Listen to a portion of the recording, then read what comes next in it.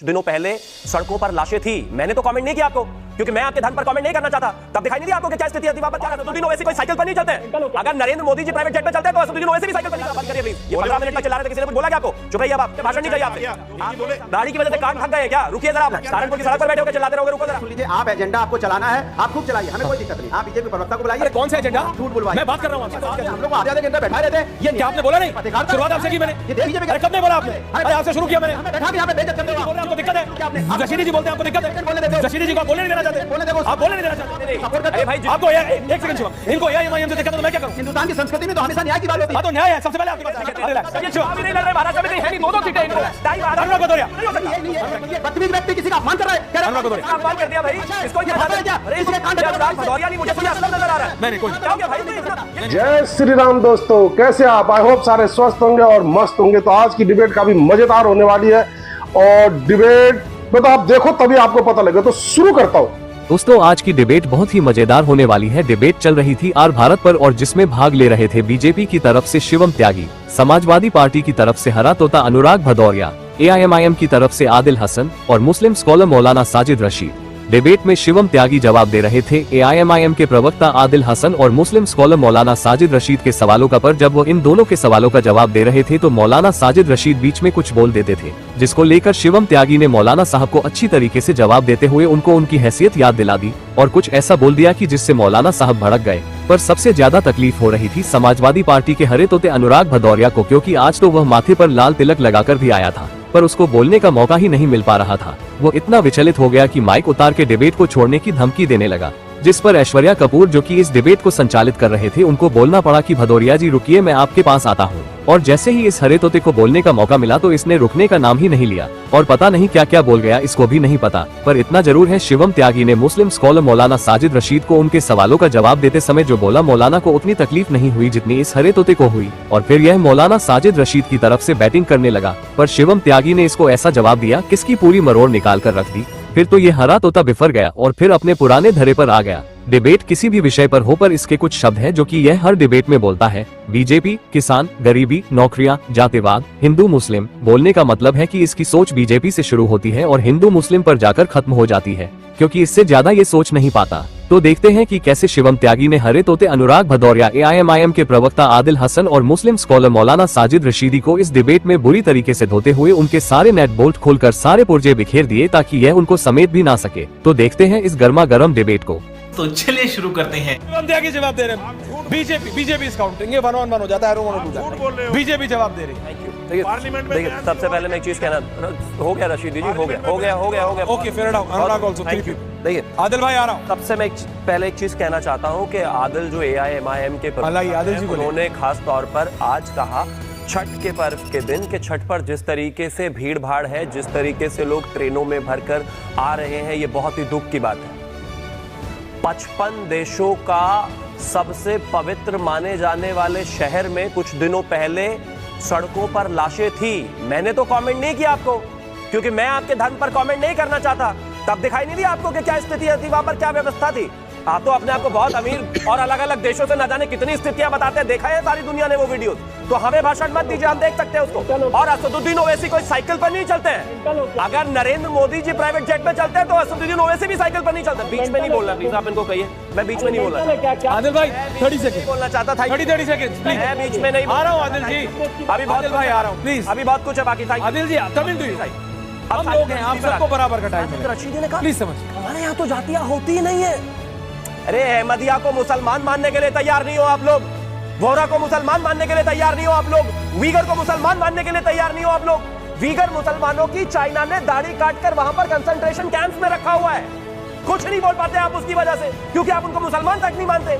और यहाँ पर आप मुझे भाषण दे रहे हैं कि हिंदू धर्म में जातियां हैं, लेकिन सनातन एक ही है, धर्म एक ही है। हमारे यहाँ महर्षि वाल्मीकि भी हो सकते हैं, आपके यहाँ नहीं हो सकते भाई, आपके यहाँ नहीं हो सकते। बीच में चिल्लाना बंद करिए प्लीज। ये 15 मिनट तक चिल्ला रहे थे, किसी ने कुछ बोला क्या आपको? चुप रहिए अब आप। बोले मोदी जी। थैंक यू, चुप रहिए आप, मुझे भाषण नहीं चाहिए आपसे।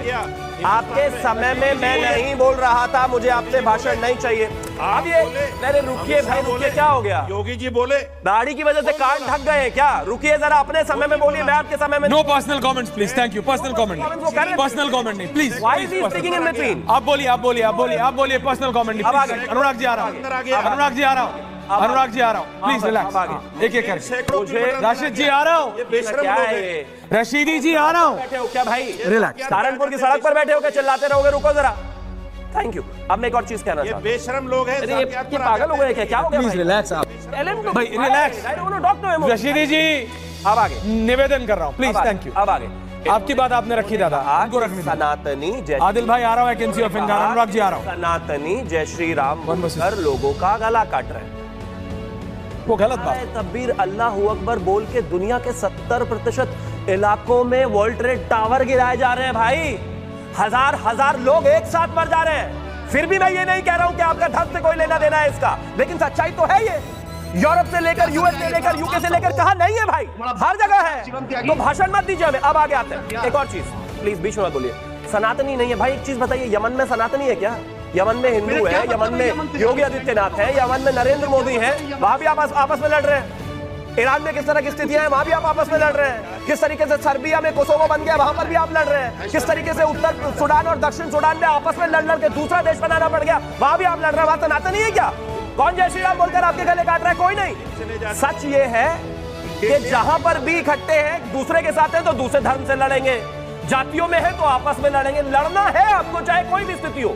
आप क्रिश्चियन है तो उसके साथ लड़िए, हिंदू है तो उसके साथ लड़िए, ज्यूज है तो उसके साथ लड़िए, कोई और धर्म है तो उसके साथ लड़िए, और अगर कोई भी नहीं है तो आपस में लड़िए। बस लड़ना है, हम ऐसे नहीं है।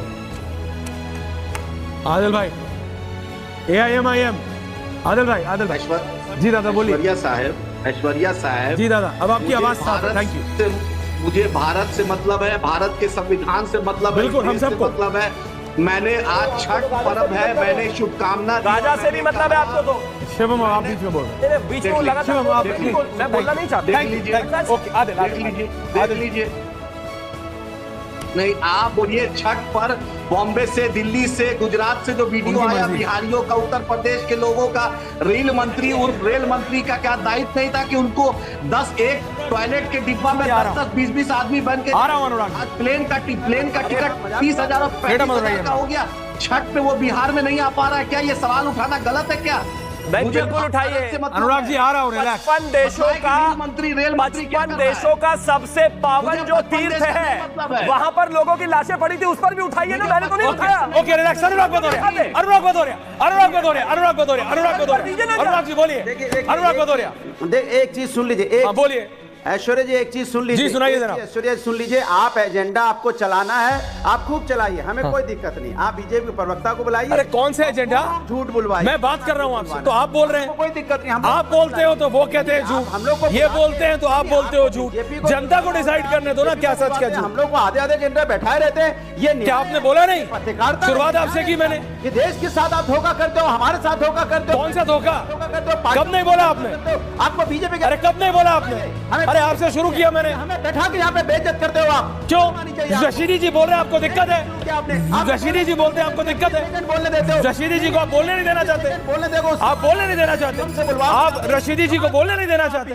कोई भी- आपको AIM से दिक्कत है तो मैं क्या करूं? आप उसकी सपोर्ट करते अरे हो। भाई आपको एक सेकंड शिवम, इनको AIM से दिक्कत है तो मैं क्या करूं? हिंदुस्तान की संस्कृति में तो हमेशा न्याय की बात होती है। हाँ तो न्याय है, सबसे पहले आपके पास आया था। हिंदुस्तान की संस्कृति हमेशा एक सेकंड शिवम डोंट नहीं, शिवम दो। अनुराग भदौरिया अपनी बात रखिए। शिवम भागीदारी ऐसा अखिलेश जी कहते हैं। अरे relax। जब ये चुनाव ही नहीं लड़ रहे, महाराष्ट्र में कहीं है नहीं, 2-2 सीटें हैं इनको।